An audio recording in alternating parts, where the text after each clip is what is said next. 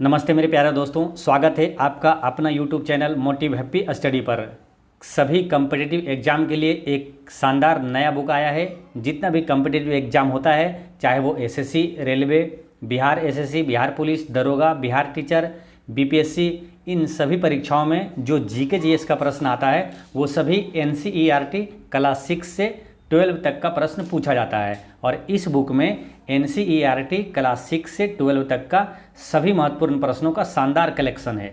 इसलिए आप किसी भी कम्पिटिटिव एग्जाम की तैयारी करते हैं और जीके जीएस में शानदार एक्सेलेंट करना चाहते हैं तो इस बुक के सभी प्रश्नों को जानना बेहद ज़रूरी है। तो चलिए शुरू करते हैं। क्वेश्चन नंबर 75 तक वीडियो अपलोड किया हुआ है, जो नहीं देखे हैं वो प्ले लिस्ट में जाकर जरूर देख लीजिएगा। अब शुरू करते हैं क्वेश्चन नंबर 76 से। तो पहला क्वेश्चन है आज का कि सिल्क रूट पर नियंत्रण रखने वाला शासकों में सबसे प्रसिद्ध कौन सा वंश है। सिल्क रूट यानी कि रेशम मार्ग। तो रेशम मार्ग पर नियंत्रण रखने वाला शासकों में सबसे महत्वपूर्ण वंश कौन सा है, तो वो है कुषाण वंश। ठीक है, कुषाण वंश है। एक क्वेश्चन है, अति महत्वपूर्ण क्वेश्चन है कि भारतीयों के लिए रेशम मार्ग की शुरुआत किसने किया था, तो कनिष्क ने किया था। कनिष्क किस वंश का शासक था, तो ये कुषाण वंश का ही सबसे प्रसिद्ध शासक था कनिष्क। ठीक है, अब यहाँ पर कुछ अति महत्वपूर्ण प्रश्न देखेंगे। ठीक है, जैसे कुषाण वंश का संस्थापक कौन था, तो कुजुल कड़फिसेस था, है ना। कुषाण वंश का संस्थापक कुजुल कड़फिसेस था और कुषाण वंश का सबसे प्रसिद्ध शासक कनिष्क था। ठीक है, कनिष्क था, याद रखना है। कनिष्क ने ही भारतीयों के लिए रेशम मार्ग की शुरुआत किया था।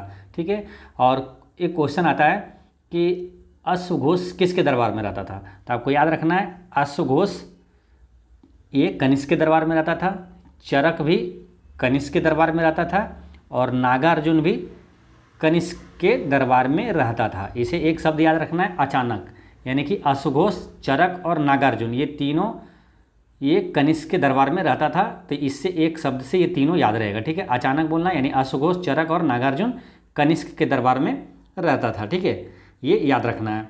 अच्छा, कुषाण वंश की पहली राजधानी कहाँ थी, तो ये थी पेशावर, है ना। कुषाण वंश की पहली राजधानी पेशावर, दूसरी राजधानी मथुरा थी, तो याद रखना है। और भारत में पहली बार सोने का सिक्का किसने जारी किया था, किस वंश ने जारी किया था, तो कुषाण वंश ने भारत में पहली बार सोने का सिक्का जारी किया था। अगर पूछ दिया जाए कि सबसे अधिक संख्या में सोने का सिक्का किस वंश ने जारी किया था, तो गुप्त वंश ने जारी किया था, ये भी याद रखना है। ठीक है, रही बात किसकी, पांड्य, तो पांड्य वंश की राजधानी कहाँ है, पांड्य वंश की राजधानी थी मदुरै। ठीक है, याद रखना है। और चेर वंश की राजधानी थी वंजी, चेर वंश की राजधानी थी वंजी, वंजी या तो कुरूर इसका राजधानी था, है ना। चेर वंश की राजधानी वंजी या तो कुरूर था, ये याद रखना है। ठीक है, अच्छा, सातवाहन वंश का संस्थापक कौन था, तो सातवाहन वंश का संस्थापक सिमुक था, है ना। सो से सातवाहन, सो से सिमुक, ऐसे याद रख लेना है। सातवाहन वंश का संस्थापक सिमुक था। अच्छा, सीसा और पोटीन का सिक्का सबसे पहले किसने चलाया था, तो सातवाहनों ने चलाया था। ये सारे अति महत्वपूर्ण प्रश्न है, याद रखना है। नेक्स्ट है कि अश्वघोष जिसने बुद्ध की जीवनी लिखी किसके दरबारी कवि थे, तो अश्वघोष किसके दरबार में रहता था, तो आपको याद करवाएं, अश्वघोष, चरक, नागार्जुन ये कनिष्क के दरबार में रहता था। ठीक है, अश्वघोष, नागार्जुन, अश्वघोष, चरक और नागार्जुन ये कनिष्क के दरबार में रहता था। तो वही पूछा है कि अश्वघोष किसके दरबारी कवि थे, तो कनिष्क के दरबारी कवि थे। ठीक है, तो ये याद रखना है। अश्वघोष ये क्या है, बुद्ध की जीवनी लिखा था, बुद्ध चरित्र, बुद्ध चरित्र के लेखक कौन है, तो अश्वघोष है। ठीक है, याद रखना है, ये काफ़ी इंपॉर्टेंट क्वेश्चन है, ये भी पूछा जाता है कि बुद्ध चरित्र के लेखक कौन है, तो अश्वघोष है। ठीक है, ये याद रखना है।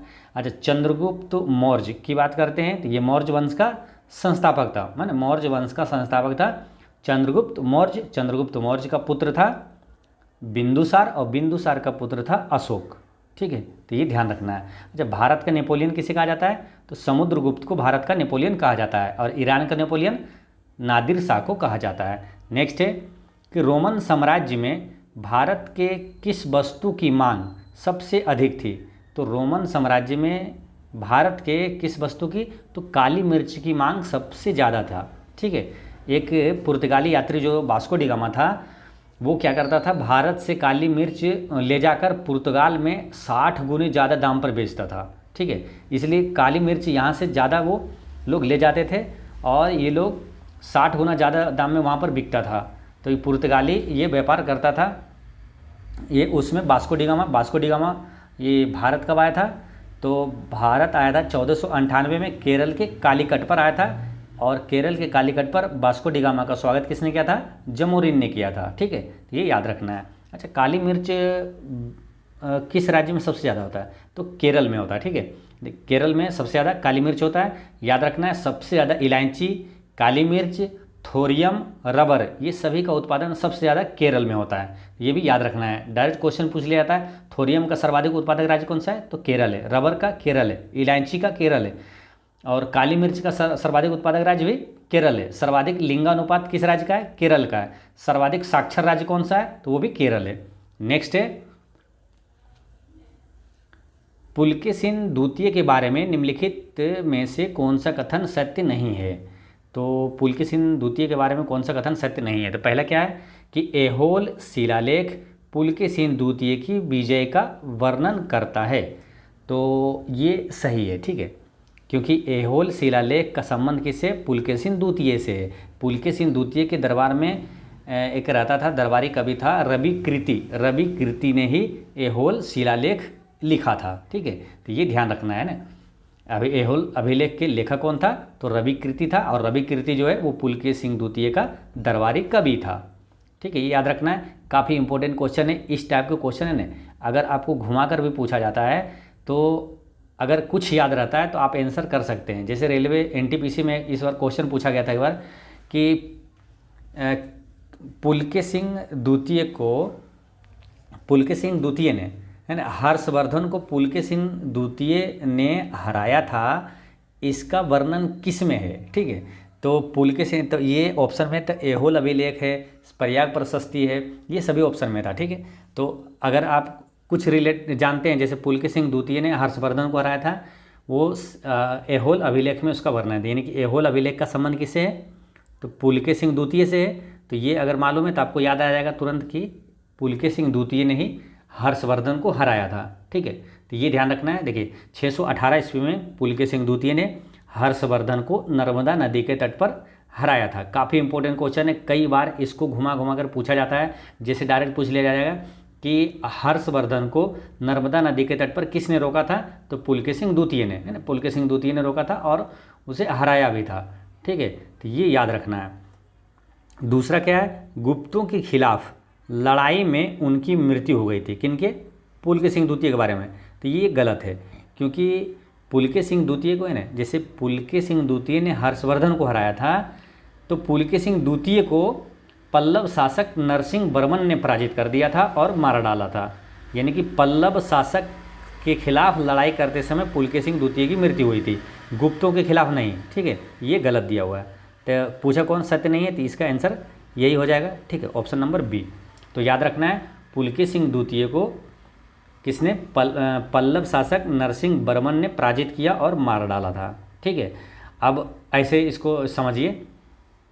देखिए, हर्षवर्धन को हराया था पुलकेशिन द्वितीय और पुलकेशिन द्वितीय को हराया था नरसिंह वर्मन प्रथम, ठीक है। तो ये ऐसे याद रखना है इसको, ठीक है।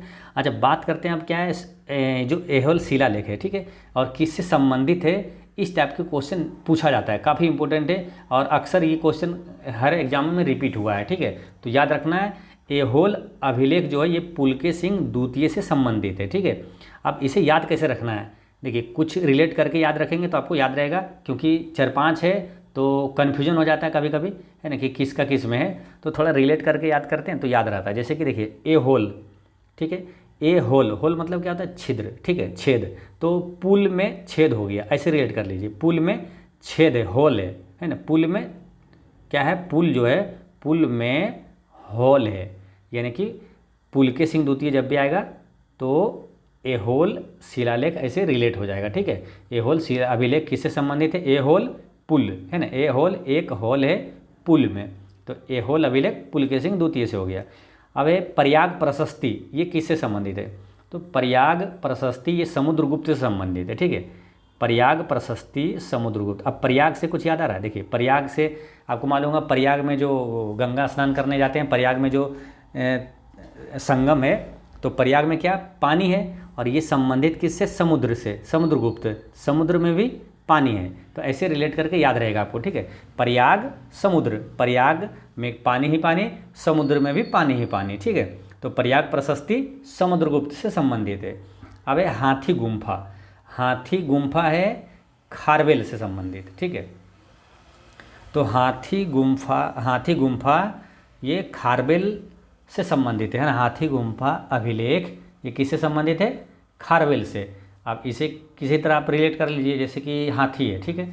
हाथी क्या है? ज़्यादा खाता है ना, खाता है। कैसा? इसका पेट होता है खारवेल, वेल मतलब क्या होता है? कुआं, है ना, कुएं जैसा पूरा, मतलब ज़्यादा खाता है। तो हाथी खाता है वेल, कुएं जैसा पूरा ज़्यादा इसका भर लेता है पेट, ठीक है।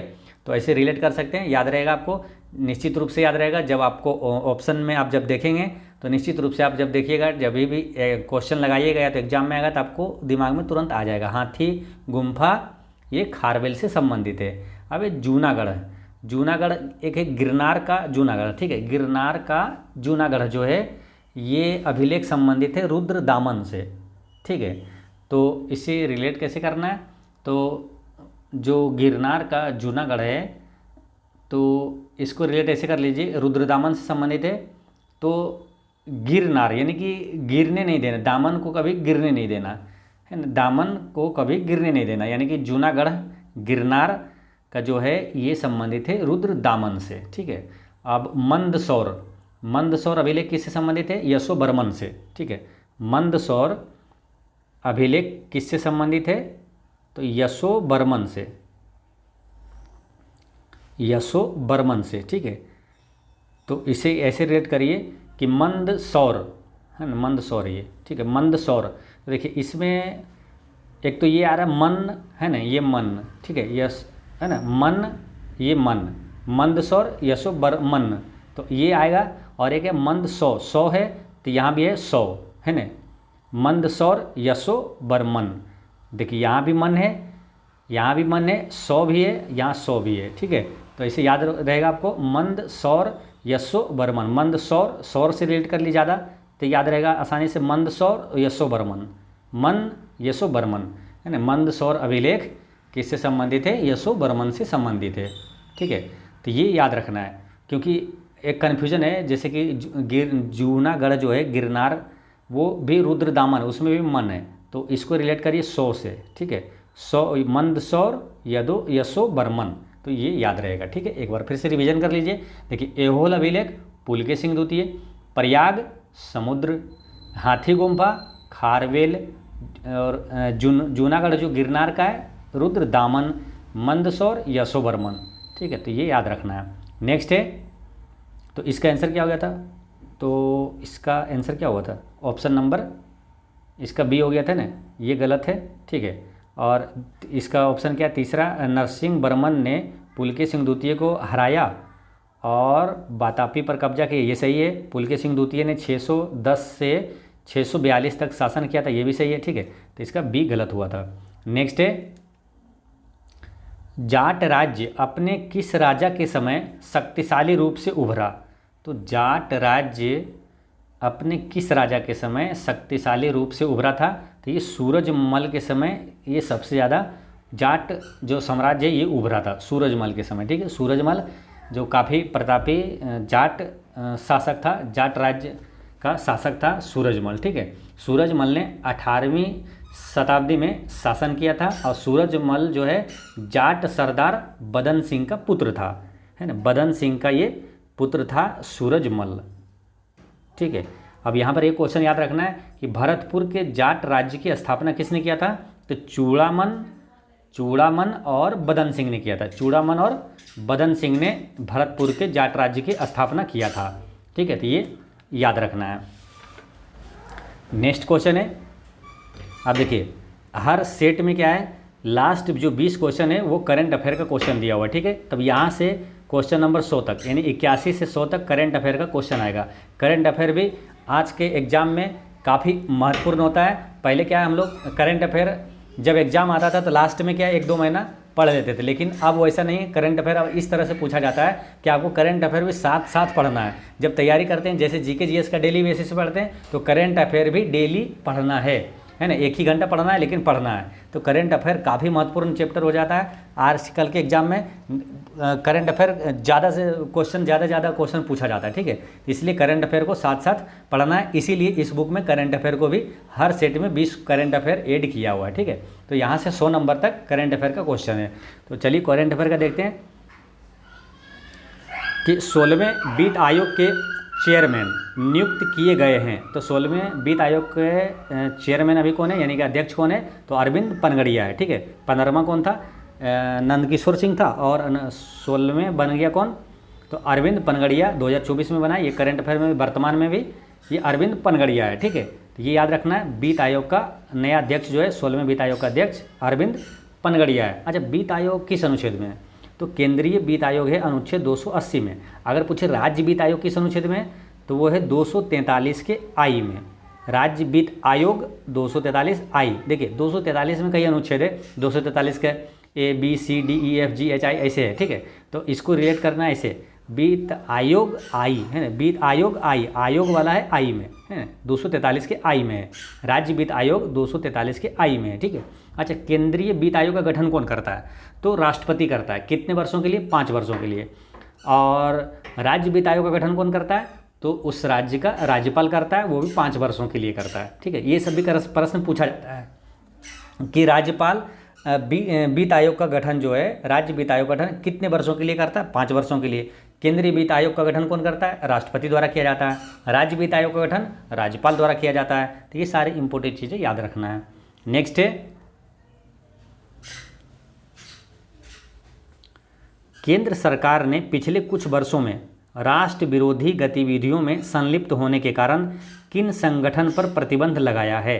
तो केंद्र सरकार ने कुछ वर्षों में, ठीक है, राष्ट्र विरोधी गतिविधियों में सम्मिलित होने के कारण किस संगठन पर प्रतिबंध लगाया है। तो पहला क्या है, तहरीक-ए-हुर्रियत, तहरीक-ए-हुर्रियत संगठन पे भी प्रतिबंध लगा दिया, ठीक है। जमात-ए-इस्लामी पे भी प्रतिबंध लगाया है। जम्मू कश्मीर लिबरेशन फ्रंट पे भी प्रतिबंध लगाया है, और जम्मू कश्मीर डेमोक्रेटिक फ्रंट पे भी प्रतिबंध लगा दिया है। तो भारत सरकार ने ये सभी, है ना, गलत संगठन पे प्रतिबंध लगा दिया है। यानी इसका आंसर क्या हो जाएगा, ऑप्शन नंबर 4 हो जाएगा। 1, 2, 3, 4 ये सभी पे प्रतिबंध लगा दिया गया है। नेक्स्ट है, किसे हाल ही में MS स्वामीनाथन पुरस्कार से सम्मानित किया गया है। तो MS स्वामीनाथन पुरस्कार दिया जाता है ना। तो ये किसे मिला है, तो ये हरियाणा के एक विश्वविद्यालय के प्रोफेसर हैं BR कंबोज, इनको मिला है, ठीक है। BR कंबोज को स्वामीनाथन पुरस्कार, MS स्वामीनाथन पुरस्कार दिया गया है, ठीक है। अच्छा, MS स्वामीनाथन से कुछ याद आ रहा है, MS स्वामीनाथन से पहले प्रश्न पूछा जाता था, और इस बार क्या है, करंट अफेयर भी इससे एक इम्पोर्टेंट हो गया है, ठीक है। MS स्वामीनाथन कौन है, भारत में हरित क्रांति का जनक MS स्वामीनाथन है। विश्व में हरित क्रांति का जनक पूछे तो नॉर्मन बोरलॉग है, ठीक है। अच्छा, भारत में हरित क्रांति कब आया था, 1966 से 67 में। और हरित क्रांति में किस फसल की में ज़्यादा वृद्धि हुआ था, फायदा हुआ था, तो गेहूं में बहुत अधिक वृद्धि हुआ था, ठीक है। ये याद रखना है। अब MS स्वामीनाथन से करंट अफेयर में याद रखना है आपको, 2024 में MS स्वामीनाथन को भारत रत्न मिला है, ठीक है। ये याद रखना है, 2024 में MS स्वामीनाथन को भारत रत्न मिला है।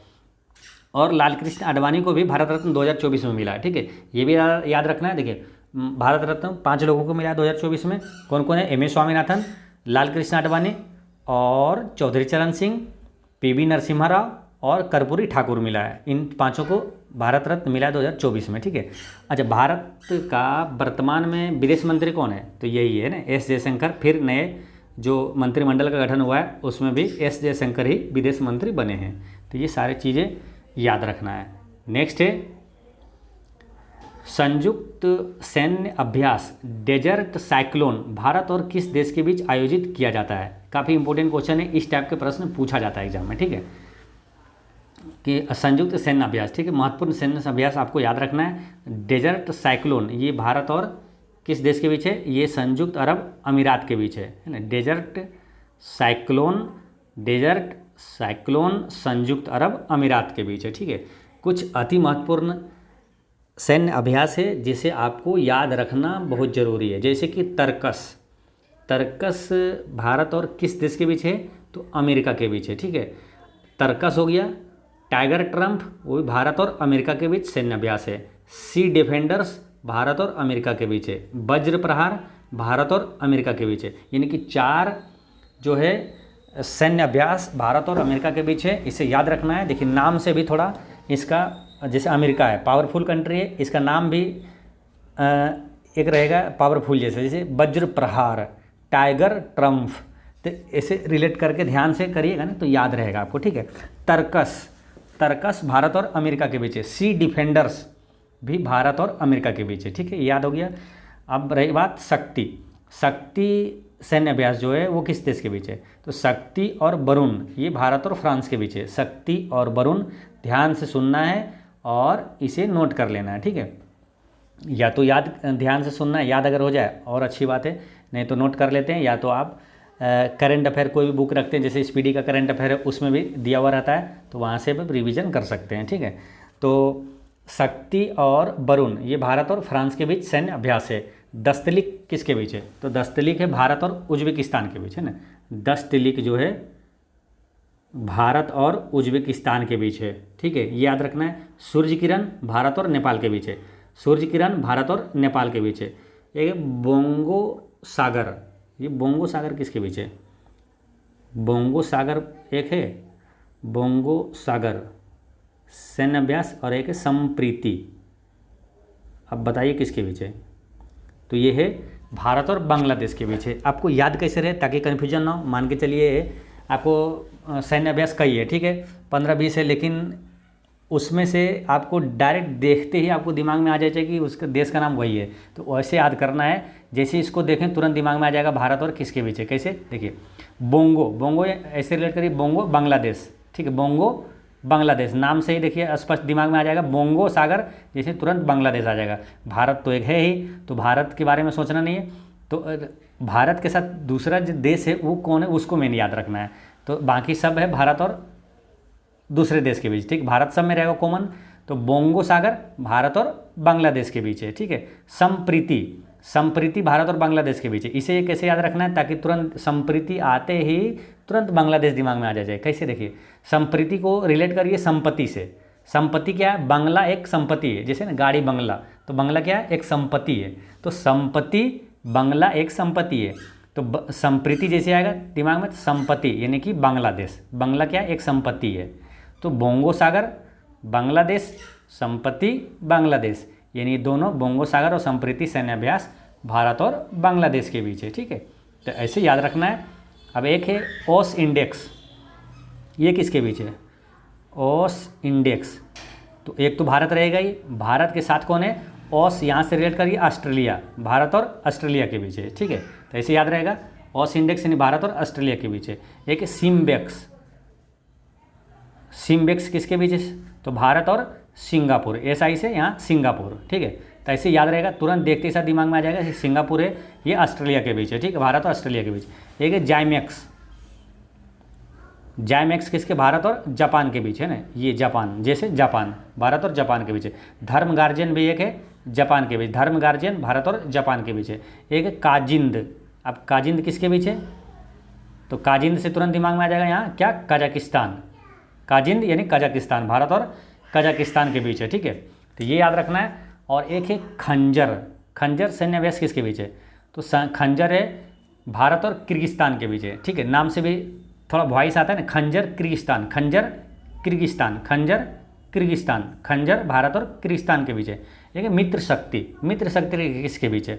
तो मित्र शक्ति भारत और श्रीलंका के बीच है। इसे याद कैसे रखना है? देखिए मित्र की बात हुई है, तो जैसे कि श्रीलंका, जैसे कि रामायण में लंका का रावण था जैसे, तो वहाँ एक राम का मित्र था, है ना, राम का एक मित्र था, कौन? विभीषण, ठीक है।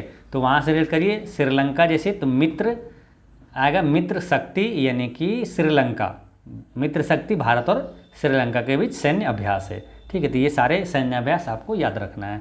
नेक्स्ट क्वेश्चन है क्वेश्चन नंबर 85। 85 में क्या है कि भारत अपने भारत कितने वर्षों के लिए संयुक्त राष्ट्र सांख्यिकी आयोग के सदस्य के रूप में अपना कार्यकाल शुरू किया है? तो भारत कितने वर्षों के लिए संयुक्त राष्ट्र सांख्यिकी आयोग के सदस्य के रूप में अपना कार्यकाल शुरू किया है? तो ये 4 वर्षों के लिए किया है, याद रखना है, 4 वर्षों के लिए किया है, ठीक है। अब संयुक्त राष्ट्र की बात आई है, ठीक है। संयुक्त राष्ट्र अगर बात करते हैं तो यूएनओ है ना, संयुक्त राष्ट्र संगठन, यूनाइटेड नेशन ऑर्गेनाइजेशन। यूएनओ का स्थापना कब हुआ था? यूएनओ का स्थापना हुआ 24 अक्टूबर 1945 को, ठीक है, ये याद रखना है। यूएनओ की बात कर रहे हैं, है ना, संयुक्त राष्ट्र संघ, संयुक्त राष्ट्र संगठन। तो 24 अक्टूबर, अब इसी 24 अक्टूबर के से क्वेश्चन आता है कि संयुक्त राष्ट्र दिवस कब मनाया जाता है? तो 24 अक्टूबर को मनाया जाता है। यूएनओ का मुख्यालय कहाँ है? तो ये है न्यूयॉर्क में, ना, संयुक्त राज्य अमेरिका के न्यूयॉर्क में यूएनओ का मुख्यालय है। यूएनओ का वर्तमान महासचिव कौन है? काफ़ी इंपॉर्टेंट क्वेश्चन है। यूएनओ का वर्तमान महासचिव एंटोनियो गुतरेस है ना, एंटोनियो गुतरेस पुर्तगाल का, ये क्वेश्चन पूछा जाता है ना। यूएनओ का महासचिव कौन है? एंटोनियो गुतरेस है। सारे अति महत्वपूर्ण प्रश्न है, आपको याद रखना है। नेक्स्ट क्वेश्चन है कि भारतीय नौसेना स्टाफ के उप प्रमुख के रूप में किसे नियुक्त किया गया है? तो उप प्रमुख के रूप में किसे नियुक्त किया गया? तो दिनेश कुमार त्रिपाठी को नियुक्त किया गया था, लेकिन दिनेश कुमार त्रिपाठी अब क्या है? ये बन गया है, दिनेश कुमार त्रिपाठी नौसेना का अध्यक्ष, मेन अध्यक्ष बन गए। नौसेना का अध्यक्ष कौन है वर्तमान में? दिनेश कुमार त्रिपाठी है, ठीक है, तो ये याद रखना है। अच्छा, वायुसेना अध्यक्ष कौन है अभी? तो वायुसेना अध्यक्ष वर्तमान में कौन है? वी.आर. चौधरी है। वायुसेना अध्यक्ष वी.आर. चौधरी है। और थल सेना अध्यक्ष कौन है? तो थल सेना अध्यक्ष 30 जून 2024 तक था कौन? मनोज पांडे, ठीक है, 30 जून 2024, 30 जून को इनका रिटायरमेंट है, रिटायर हो गए। और 1 जुलाई से नए थल सेना अध्यक्ष बन गए, 1 जुलाई 2024 से उपेंद्र द्विवेदी, है ना, याद रखना है, उपेंद्र द्विवेदी ये नए थल सेना अध्यक्ष बने हैं, उपेंद्र द्विवेदी, ठीक है, तो ये याद रखना है। एक बार फिर से रिवीजन करिए। देखिए, थल सेना अध्यक्ष कौन है? उपेंद्र द्विवेदी। नौसेना अध्यक्ष दिनेश कुमार त्रिपाठी। और वायुसेना अध्यक्ष वायुसेना अध्यक्ष वी.आर. चौधरी। अच्छा, सीडीएस कौन है? यानी कि चीफ ऑफ डिफेंस स्टाफ, तो वो कौन है? सीडीएस है लेफ्टिनेंट जनरल अनिल चौहान। तो अभी वर्तमान में सीडीएस कौन है? अनिल चौहान है। अच्छा, सेना का सर्वोच्च कमांडर कौन होता है? यानी सर्वोच्च सेनापति कौन होता है? तो राष्ट्रपति होता है। कौन है वर्तमान में? द्रौपदी मुर्मू है। तो ये याद रखना है। अच्छा, थल सेना दिवस कब मनाया जाता है? तो थल सेना दिवस 15 जनवरी को मनाया जाता है। थल सेना दिवस 15 जनवरी को मनाया जाता है। और वायुसेना दिवस 8 अक्टूबर को मनाया जाता है। और नौसेना दिवस 4 दिसंबर को मनाया जाता है, ठीक है। तो ये सारे इम्पोर्टेंट चीज़ें याद रखना है। नेक्स्ट है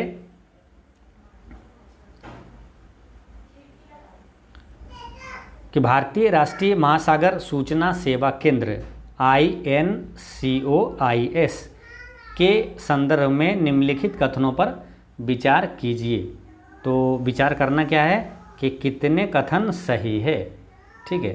तो देखते हैं, पहला क्या है? यह पर्यावरण, वन और जलवायु परिवर्तन मंत्रालय के तहत एक स्वायत्त संगठन है। ये गलत है। क्यों? कि देखिए, ये जो भारतीय राष्ट्रीय महासागर सूचना सेवा केंद्र है, इनको ये क्या मालूम? ये पृथ्वी विज्ञान मंत्रालय के अंतर्गत एक स्वतंत्र संगठन है। पृथ्वी विज्ञान मंत्रालय के अंतर्गत है। और यहाँ क्या लिखा है? पर्यावरण, वन एवं जलवायु परिवर्तन मंत्रालय के अंतर्गत है। ये गलत है, ठीक है। ये पृथ्वी विज्ञान मंत्रालय के तहत एक स्वतंत्र संगठन है। दूसरा क्या है? ये तो गलत हो गया। दूसरा क्या? इनको भारत में सुनामी के संबंध में भविष्यवाणी और प्रारंभिक चेतावनी के लिए नोडल एजेंसी है। ये सही है, ठीक है, ये सही है। और फिर तीसरा क्या है? इसकी स्थापना 1999 में हुई और इसका मुख्यालय नई दिल्ली में है। ये गलत है। देखिए, इसकी स्थापना तो 1999 में हुआ था, लेकिन इनको इसका मुख्यालय जो है ये नई दिल्ली में नहीं है, बल्कि हैदराबाद में है, ठीक है। इसका मुख्यालय कहाँ है? हैदराबाद में है, ठीक है। तो ये गलत हो जाता है, यानी कि 1 और 3 गलत हो गया था। पूछा क्या कितने सही है? तो केवल 2 इसका सही हो जाएगा। ऑप्शन नंबर बी इसका करेक्ट आंसर हो जाएगा। ठीक है, तो इम्पोर्टेंट चीज़ें कुछ यहाँ पर नोट कर लेना, याद करना है कि जो भारतीय राष्ट्रीय महासागर सूचना सेवा केंद्र है ये पृथ्वी विज्ञान मंत्रालय के अंतर्गत ये स्वतंत्र संगठन है और इसकी स्थापना 1999 में हुआ था और इसका मुख्यालय हैदराबाद में है। नेक्स्ट है कि x ray polarimeter satellite expo satellite, ठीक है, एक्सपो सेट के संबंध में निम्नलिखित कथनों पर विचार कीजिए। तो इस पर विचार क्या करना है कि कौन सा कथन इसमें सही है। तो पहला क्या है, एक्सपो सेट नासा द्वारा लॉन्च किया गया दुनिया का दूसरा उपग्रह आधारित मिशन है जो एक्सरे पोलारीमेट्री माप के लिए समर्पित है। ये गलत है क्योंकि जो एक्सपो सेट है ये भारतीय जो अंतरिक्ष एजेंसी है, कौन, इसरो द्वारा ये लॉन्च किया गया है। यहाँ क्या लिखा, नासा द्वारा लॉन्च किया है, तो ये गलत हो जाता है ना, ये इसरो द्वारा लॉन्च किया गया है। और दूसरा क्या है कि यह मिशन 5 साल की अवधि के लिए पृथ्वी की निचली कक्षा में संचालित होगा, ये सही है, यानी इसका आंसर क्या हो जाएगा, केवल 2 सही है। ठीक है, तो ये ध्यान रखना है, एक्सपो सेट जो है ये भारत के इसरो द्वारा लॉन्च किया गया है। नेक्स्ट क्वेश्चन है आपका कि निम्न पर विचार करें, और विचार करना कैसे है कि उपर्युक्त में से कितने क्षेत्र क्षेत्रीय व्यापक आर्थिक भागीदारी RCEP समझौते में शामिल है। तो कौन इसमें शामिल है, पहला क्या है, वस्तुओं और सेवाओं में व्यापार, निवेश, बौद्धिक संपदा अधिकार और ई-कॉमर्स। ये सभी जो है ये सभी क्षेत्र जो है ना क्षेत्रीय व्यापक आर्थिक भागीदारी समझौते में शामिल है, यानी ये चारों शामिल है। इसका आंसर क्या हो जाएगा, ऑप्शन नंबर डी, सभी 4।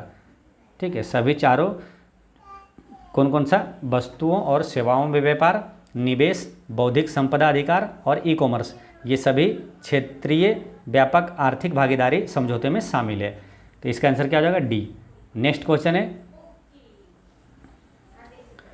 भारत और म्यांमार के बीच मुक्त आवाजाही व्यवस्था जो FMR है ना, FMR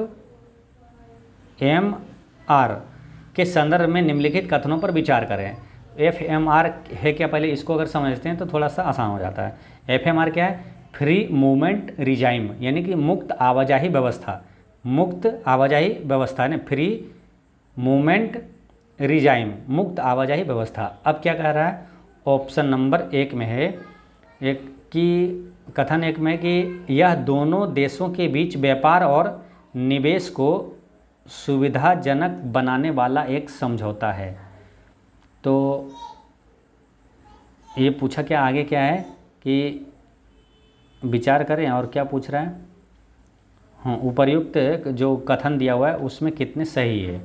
ठीक है, तो पहला क्या है कि यह दोनों देशों के बीच व्यापार और निवेश को सुविधाजनक बनाने वाला एक समझौता है, ये गलत है। मालूम कैसे, देखिए FMR जो है ना, यानी कि मुक्त आवाजाही व्यवस्था है, इसका लक्ष्य सीमा संबंधों में सुधार करना और समुदायों को जोड़ना था, लेकिन यह मुख्य रूप से व्यापार या निवेश को सुविधाजनक बनाने का केंद्र नहीं था। ठीक है, तो ये ध्यान रखना है, ये व्यापार और निवेश को सुविधाजनक बनाने के लिए मेन चीज़ें इसका लक्ष्य नहीं है। लक्ष्य क्या है कि जो सीमा संबंधों में सुधार करना और समुदायों को जोड़ना है। ठीक है, तो ये गलत हो जाता है। दूसरा क्या है, भारतीय नागरिकों को म्यांमार में जो फ्री मूवमेंट रिजाइम लाभ प्राप्त करने के लिए म्यांमार सीमा चौकी पर आगमन पर वीज़ा की आवश्यकता थी, ये गलत है। क्यों, क्योंकि FMR का मतलब ही क्या है, मुफ्त आवाजाही व्यवस्था है ना, मुफ्त फ्री मूवमेंट रिजाइम, तो वीज़ा की आवश्यकता नहीं थी। यहाँ क्या लिखा है, आवश्यकता थी, तो ये भी गलत हो जाता है। दूसरा क्या है, भारत म्यांमार सीमा की पूरी लंबाई फ्री मूवमेंट रिजाइम के अंतर्गत आती है, ये गलत है, क्योंकि भारत और म्यांमार के सीमा के बीच मात्र 16 किलोमीटर पर ये व्यवस्था किया गया था। ठीक है, मात्र 16 किलोमीटर सीमा पर ये फ्री मूवमेंट रिजाइम था, यानी कि मुफ्त आवाजाही व्यवस्था था। और भारत और म्यांमार के बीच जो कुल सीमा की लंबाई है वो 1693 किलोमीटर है, 1643 है ना, 1643 किलोमीटर है। और ये क्या बोला है कि भारत म्यांमार सीमा की पूरी लंबाई पर ये व्यवस्था था, तो ये गलत है। ठीक है, मात्र 16 किलोमीटर पड़ता है, यानी कि इसमें से कोई भी सही नहीं है। तो इसका आंसर क्या हो जाएगा, ऑप्शन नंबर डी, कोई नहीं। ठीक है, ये याद रखना है। अरे करेंट अफेयर के लिए मालूम, करेंट अफेयर का सीरीज हम 500 करेंट अफेयर जो काफ़ी इंपॉर्टेंट है और एक्सपेक्टेड करेंट अफेयर है ना, बिहार करेंट अफेयर स्पेशल, और जो भी एग्ज़ाम होने वाला है सभी एग्ज़ाम के लिए करेंट अफेयर का सीरीज चला रहे हैं, वो प्ले लिस्ट में जाकर ज़रूर देखिएगा। ठीक है, कई मतलब कि 300 से ज़्यादा हम क्वेश्चन उस पर अपलोड कर चुके हैं और जो बाकी है वो अपलोड करेंगे। ठीक है, तो वहाँ पर प्ले लिस्ट में करेंट अफेयर का जो प्ले लिस्ट है 2023-24 का वो ज़रूर देखिएगा। नेक्स्ट है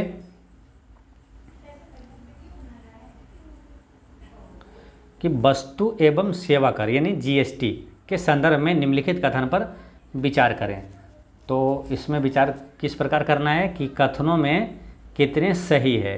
तो पहला क्या है, जीएसटी में निर्यातक अपने उत्पादन पर कर का भुगतान नहीं करते हैं। ठीक है, अपने उत्पादन पर कर का भुगतान नहीं करता, ये सही है। ठीक है, लेकिन वे अपने इनपुट पर भुगतान किए गए कर पर रिफंड के हकदार होते हैं, ये सही है। ठीक है, एक क्या है इसमें, एक सही है।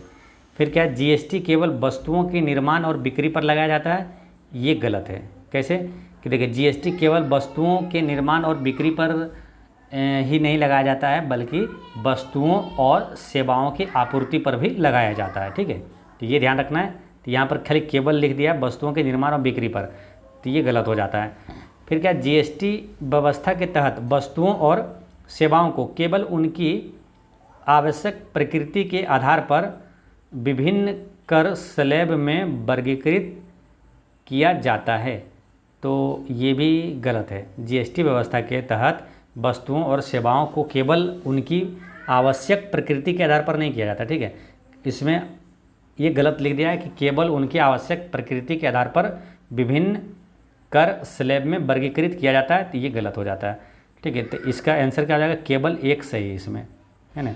अच्छा, जीएसटी भारत में जीएसटी कब लागू हुआ, तो भारत में जीएसटी लागू हुआ था 1 जुलाई 2017 को। और जीएसटी स्लैब कौन कौन सा है, 5%, 12%, 18% और 28%, है ना। 5, 12, 18, 28, 5, 12, 18, 28।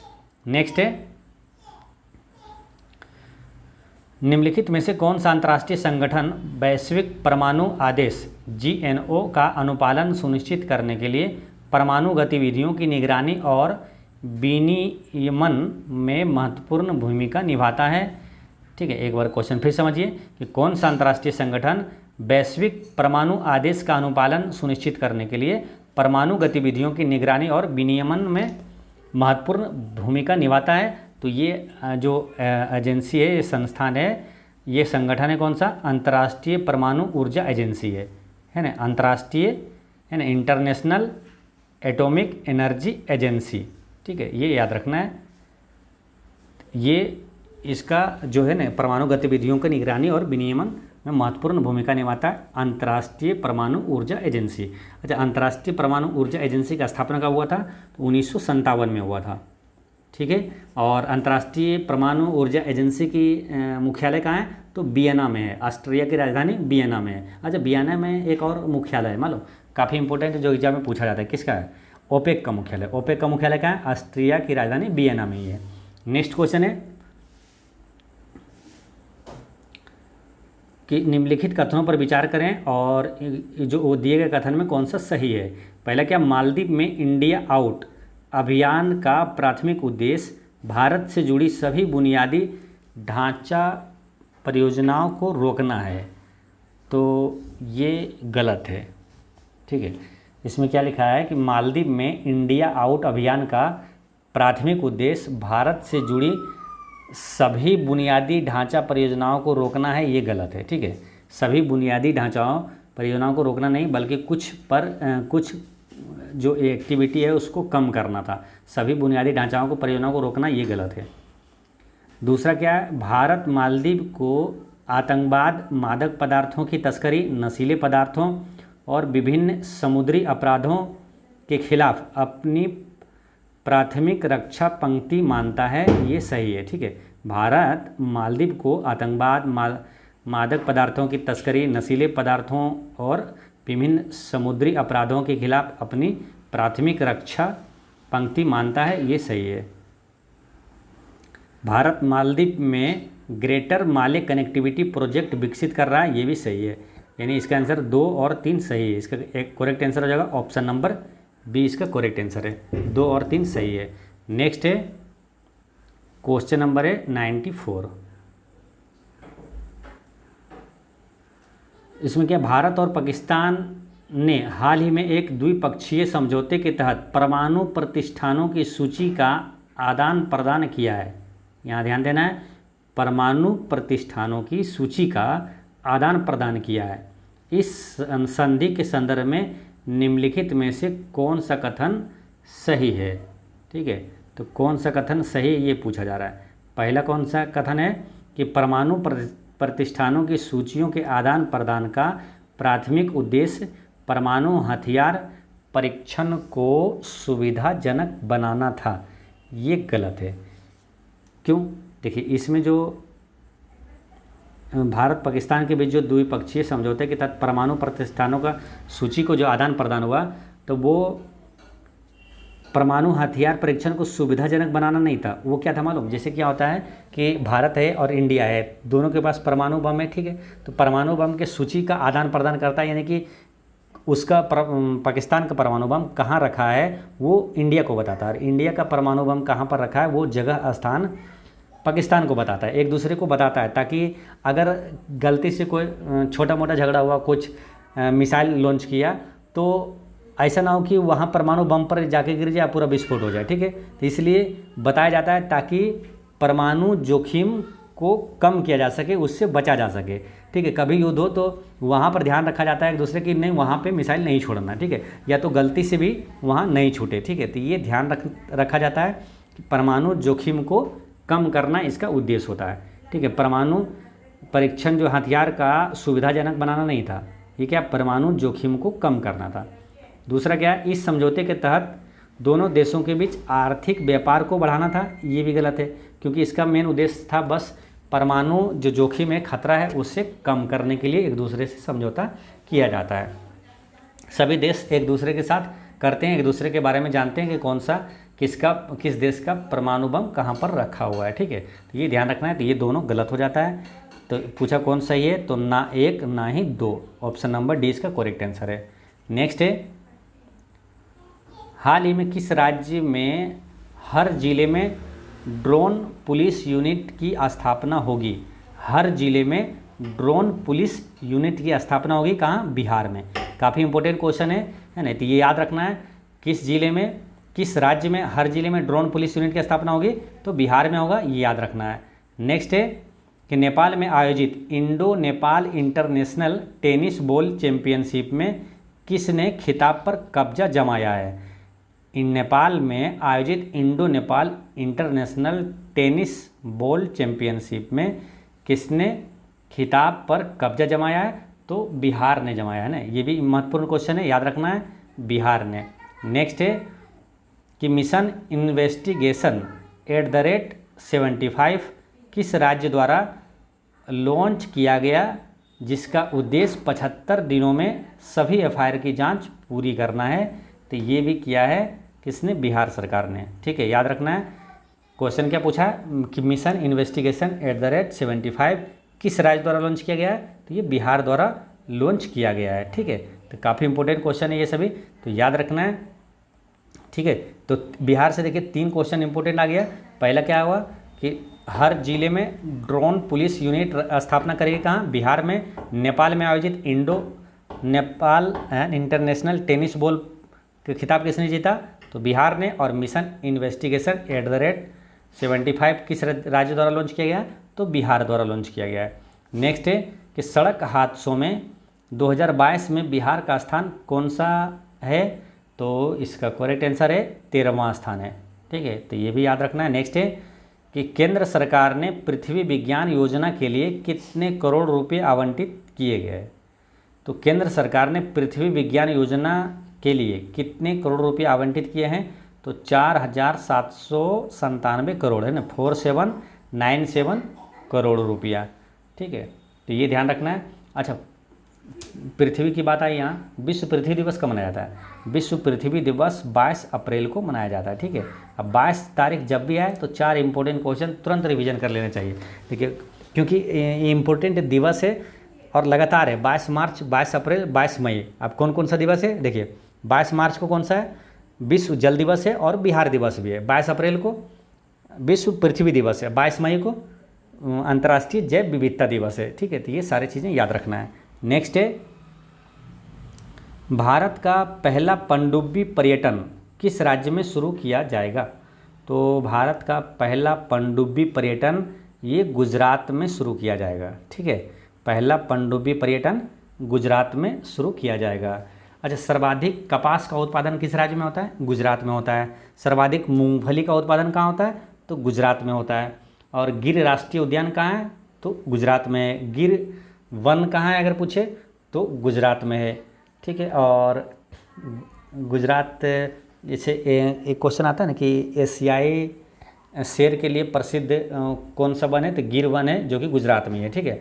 गुजरात की राजधानी कहाँ है? गांधीनगर है। करंट अफेयर में याद रखना है, गुजरात का वर्तमान मुख्यमंत्री कौन है? भूपेंद्र भाई पटेल है। वर्तमान राज्यपाल अभी कौन है? आचार्य देवव्रत है। तो इतने सारे चीज़ें याद रखना है और मिलते हैं नेक्स्ट वीडियो में आगे के महत्वपूर्ण प्रश्नों के साथ। पढ़ते रहें, मुस्कुराते रहें। जय हिंद दोस्तों।